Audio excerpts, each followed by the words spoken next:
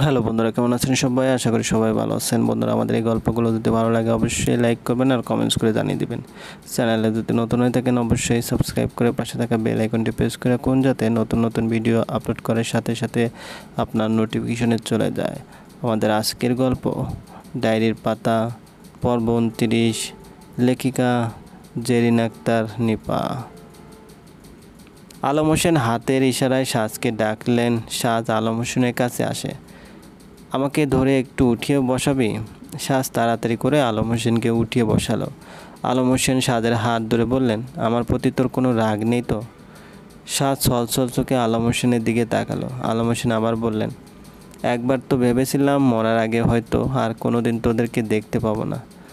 তোর কাছে হয়তো কখনো ক্ষমাও চাওয়া হবে না, বাবা। সাজের মুখে বাবা ডাক শুনে আলম হোসেনের চোখের পানি গড়িয়ে পড়ল। এত কিছুর পরও আমাকে বাবা ডাকতে তো ঘৃণা লাগছে না? কাঁদো কাঁদো গলায় সাজ বলল, তুমি অসুস্থ, এখন কথা বলো না। আমার আর কিছু হবে না রে মা। আল্লাহ আমাকে বাঁচিয়ে দিয়েছেন তোর কাছে ক্ষমা চাওয়ার জন্য। এতদিন তোর সাথে যে অন্যায়গুলো করেছি তা মোচন করার শেষ সুযোগ দিয়েছেন। সাজ বাবার হাত শক্ত করে ধরে রেখেছে আর ফুপিয়ে ফুপিয়ে কাঁদছে। মারে, পারবি না আমাকে ক্ষমা করতে? তুমি আমার কাছে ক্ষমা চেয়ে আমাকে ছোট করো না বাবা। পিতার শত ভুল হলেও মেয়ের কাছে ক্ষমা চাইতে হয় না। আর আমি তো জানি তুমি কোনো অন্যায় করনি। আমার কাছে তুমি একজন আদর্শ বাবা। তুমি ছোট থেকে কত কষ্ট করে আমাদেরকে বড় করেছো। আমাদের কোনো আবদার তুমি অপূর্ণ রাখোনি। কোনো দিনও কোনো কিছুর অভাব বোধ করতে দাওনি আমাদের 3 ভাই বোনকে। চাওয়ার আগেই সব পেয়ে গেছি। তোর আসল অভাবটাই তো পূরণ করতে পারিনি আমি। কে বলেছে পারোনি? তুমি আমাকে সবার সামনে আদর করে ডেকে কথা না বললেও আড়ালে ঠিকই আমার খেয়াল রেখেছো। তোমার মনে নেই বাবা, কলেজে যাওয়ার সময় কতদিন সন্ধ্যার হাতে টাকা পাঠিয়েছো? রাতে আমার ঘরের সামনে এসে 2-3 বার ঘুরে গেছো। আমি কোথায় গেছি তারও খোঁজ নিয়েছো। আমি যখন কলেজ থেকে সবার সাথে ঘুরতে গেছিলাম তখন তুমি কতবার করে প্রিন্সিপালকে ফোন করেছো। তুমি হয়তো ভেবেছো আমি তোমার এই ছোট ছোট ভালোবাসাগুলো বুঝতে পারবো না, কিন্তু বাবা আমি সব বুঝেছি। আমাকে সবার সামনে ভালোবাসতে কিছু একটা তোমাকে বাধা দিতে ঠিকই, কিন্তু কখনো তুমি আমাকে ঘৃণা করনি। আলম হোসেন হু হু করে কেঁদে ফেললেন। রোকেয়া বেগম অবাক হয়ে আলম হোসেনের দিকে তাকিয়ে রইলেন। এই মানুষটাকেই তিনি কাল রাতে এতগুলো কথা শুনিয়েছে। এত বছর এই মানুষটার সাথে সংসার করে রোকেয়া বেগম ওনাকে একটুও চিনতে পারলেন না। সারা জীবন মনে মনে দোষে গেছেন, কিন্তু সত্যি বলতে তো উনি সাজকে কখনো ইচ্ছে করে কষ্ট দিতে চায়নি। নিজের ইগোর কারণে হয়তো সবার সামনে সাজকে আপন করতে পারেনি, কিন্তু আড়াল থেকে সাজকে ঠিকই ভালোবেসেছে। এই কথাটা কেউ বুঝতে পারেনি, কিন্তু সাজ ঠিকই সব বুঝেছে। এতক্ষণে শুভ চলে আসলো তনাকে নিয়ে। সকালে তনাকে নিয়ে শুভ তনার ভাইয়ের বাসায় গেছিল। তাড়াহুড়ো করে আলম হোসেনকে হসপিটালে নিয়ে আসতে কেউই তো শুভকে জানায়নি, হয়তো ড্রাইভার জানিয়েছে। শুভ দৌড়ে ভিতরে আসার সময় দরজার জোরে ধাক্কা খেলো। আলম হোসেন সাজ একসাথে শুভর দিকে তাকালো। শুভ পুরোপুরি ভিতরে না এসে দরজায় হেলান দিয়ে দাঁড়িয়ে রইল। আলম হোসেন সাজের হাত ধরে রেখেছে। এই দৃশ্য শুভ ঠিক বিশ্বাস করে উঠতে পারছে না।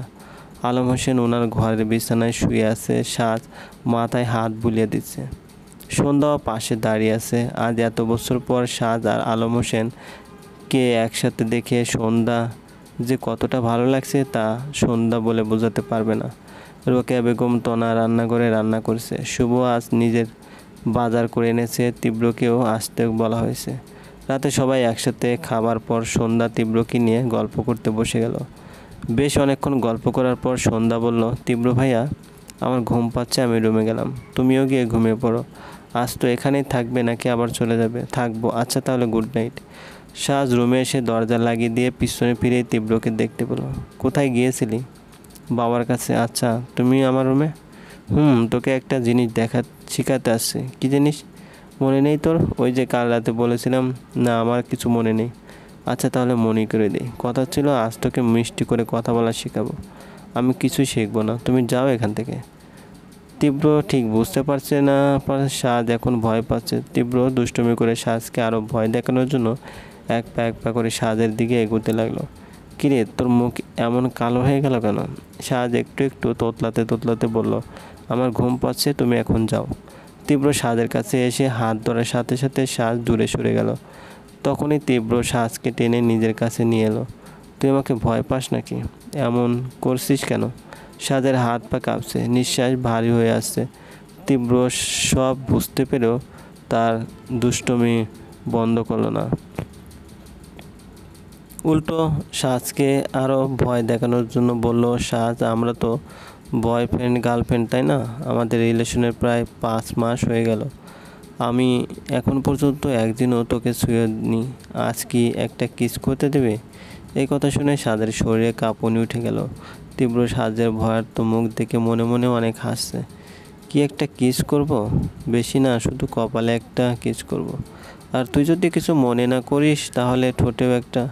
তীব্র ভিতরে ভিতরে হেসে ফেটে পড়ছে। মায়াও লাগছে সাজের জন্য। তীব্র যেই সাজের কপালে একটা চুমু দিয়ে ঠোঁটের দিকে এগিয়ে গেল, সাজ তখনই নিজের সমস্ত ভার ছেড়ে দিয়ে তীব্রের উপর ঢলে পড়ল। এটা কি হলো? সাজ কি সেন্সলেস হয়ে গেল? হায় আল্লাহ, এই মেয়েকে নিয়ে আমি সারাটা জীবন পার করব কীভাবে? এইটুকুতেই যদি এই অবস্থা হয় তাহলে তো মনে হচ্ছে ভবিষ্যতে আমার কপালে অনেক দুঃখ আছে। জাস্ট একটা কিস করতে গেছি, তাতেই সেন্সলেস। তীব্র শ্বাসকে শুইয়ে দিয়ে নিজের রুমে চলে গেল।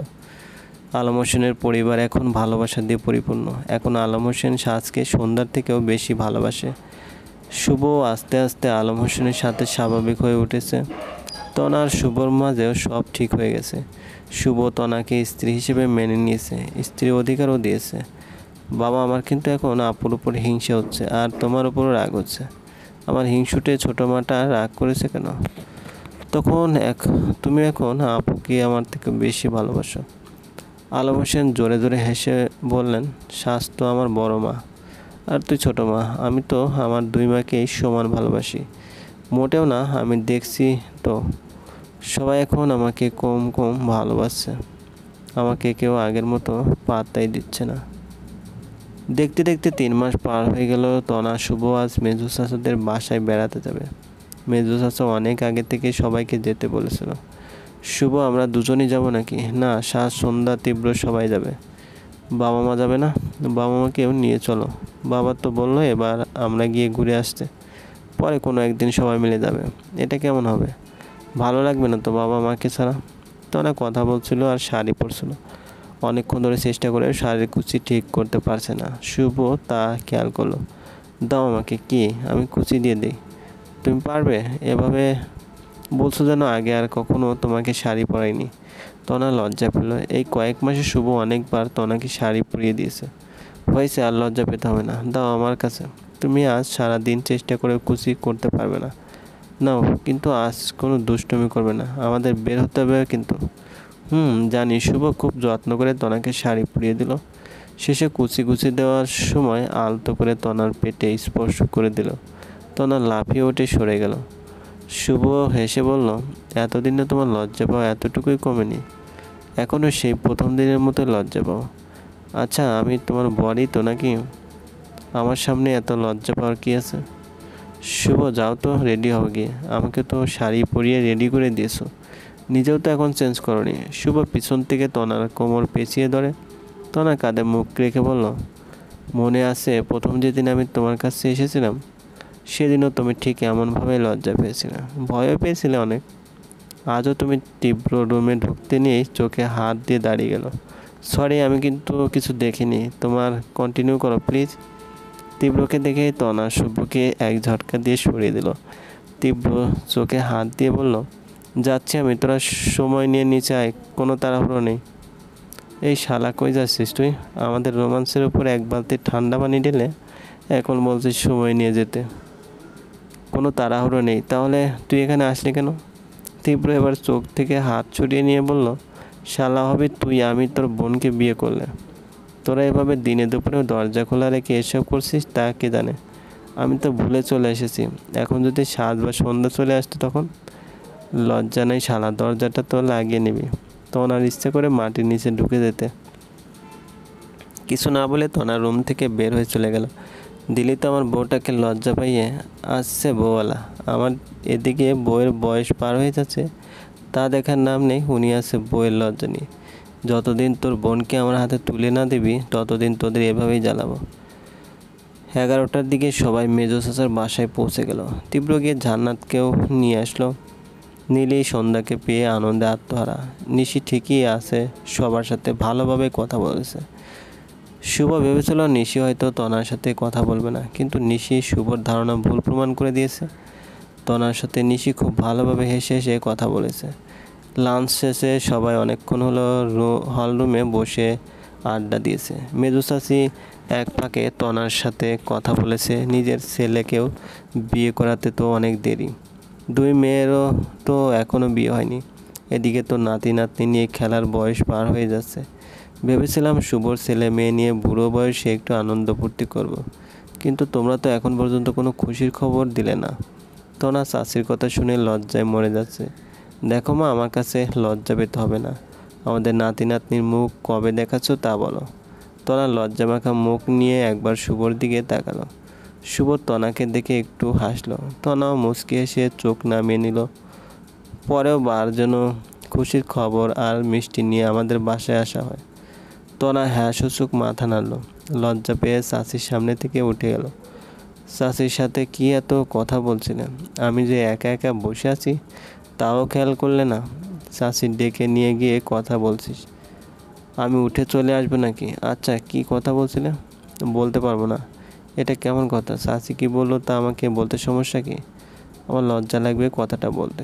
ওরে আমার লজ্জাপতি রে, এত লজ্জা আসে কোথা থেকে জানি না। এই তনা, বলো না চাচি কি বলছিল, প্লিজ বলো, আমার জানতে খুব ইচ্ছে হচ্ছে। চাচি খুশির খবর শুনতে চাইছিলেন? মানে কিসের খুশির খবর? তুমিও না শুভ? চাচি নাতি নাতনির মুখ দেখতে চাইছেন। এটাই বলেই তনা মুখ লাল করে মাথা নিচু করে নিল। শুভ হেসে বলল, আমিও তো তাই বলছিলাম, সবাইকে এখন একটা নাতি বা নাতনি গিফট করা উচিত। নিশি দোতলার বারান্দা থেকে শুভ আর তনাকে দেখছে।